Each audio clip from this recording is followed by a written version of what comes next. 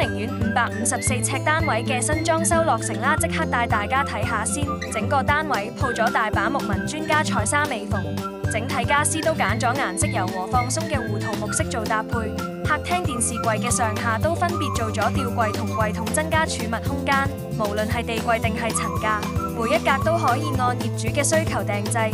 客廳另一邊就預留咗空間擺放餐台，靠牆位置都做咗個到頂嘅獅字櫃來收納日常用品。下面8層收納加2個櫃桶，再連埋上層都有6個獨立間隔架。廚房選用咗可以節省空間嘅長虹玻璃 PD 門，長形廚房分開咗兩邊台面，無論煮飯定備菜都夠晒位。簡約嘅白色吊櫃配炭灰色地櫃，爐頭區嘅吊櫃底部仲配埋燈帶，確保煮飯嗰陣照明充足。櫃桶入面有埋碗碟拉籃，方便分類各種廚具。單位總共加咗3房，我哋就由主臥開始睇起啦。主臥空間最大，訂做咗到頂嘅胡桃木色趟門衣櫃。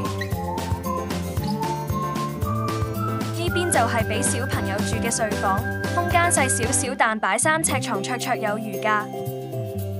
最後呢間面積再細少少，但做書房或者儲物室都好適合。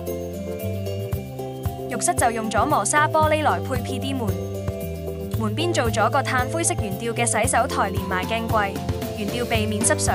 鏡櫃入面仲有3層層架可以擺浴室用品。沖涼位用高士皮直黑色鋁框配反磨砂玻璃，為浴室做反乾濕分離。